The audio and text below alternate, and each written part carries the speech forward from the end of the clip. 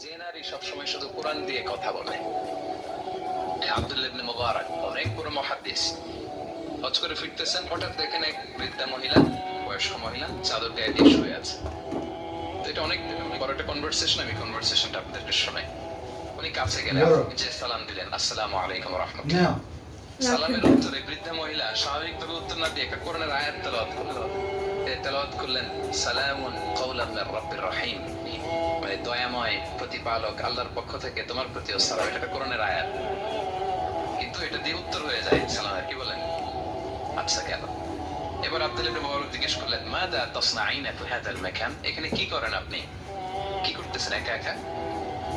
এই প্রশ্নের উত্তরও ভদ্রমহিলা একটা কোরআনের আয়াত তেলাওয়াত করে দিলেন। উনি তেলাওয়াত করলেন, ওয়া মাই ইউদ্লিল ফালা হাদিয়া লাহু, মানে আল্লাহ যার পথ দেয় তার পথ দেখানোর কেউ নেই।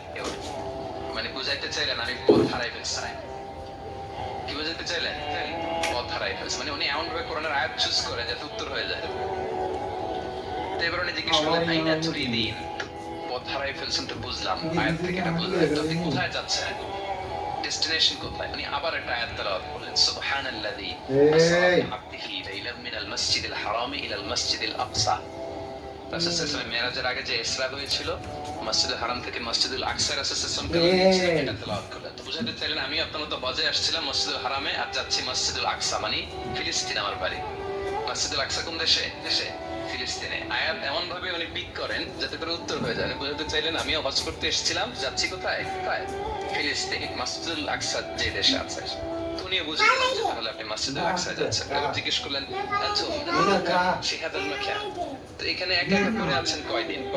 আবার কোরআনের আয়াত, সালাসা লায়ালিন সাবিয়া, টানা 3 দিন 3 রাত এখানে আছে, এটা কোরআনের আয়াত। আবার জিজ্ঞেস করলেন উনি, মা আরা মাআকি তুআমান তাকুলিন, তো একা যে পড়ে আছেন আবার 3 দিন, তো আপনি খাচ্ছেন কি?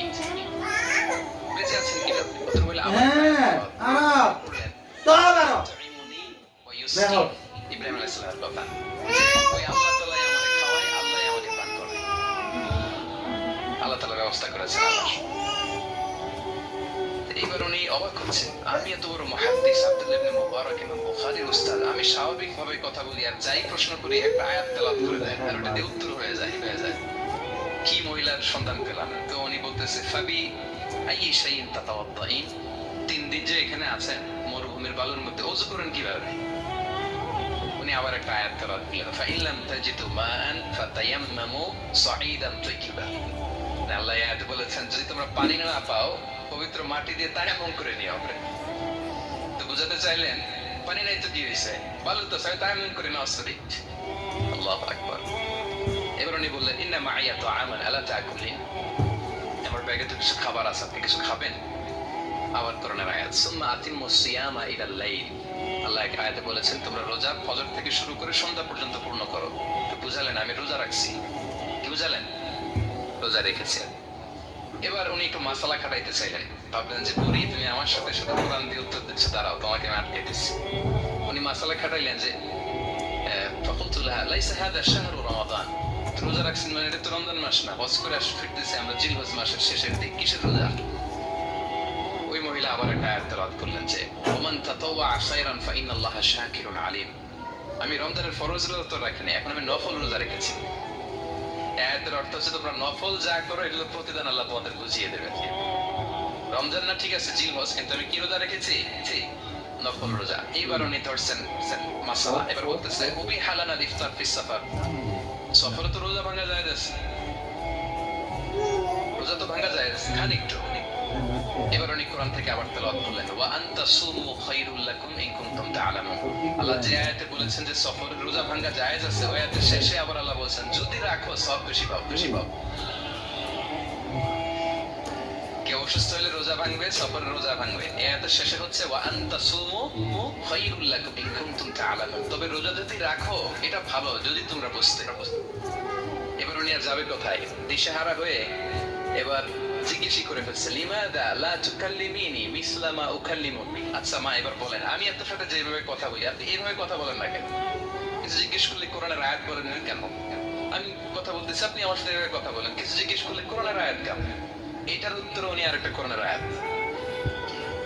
উনি পড়লেন, মা ইয়ালফিদু মিন কাওলিন ইল্লা লাদাইহি রাকিবুন আতীদ, আল্লাহ বলেছেন তোমরা মুখ দিয়ে যাই বের করো এটা লিখে রাখার জন্য দুই কাঁধে রাকিব আতিদাস তুলে রাখে তার মানে আমি যে তোমার সাথে কথা বলতেছি প্রত্যেকটাই তো রেকর্ডেড হয় রেজিস্টার্ড হয় এমন কিছু বলি যেটাতে সওয়াব হয় যেটাতে ভুল না হয় আল্লাহু আকবার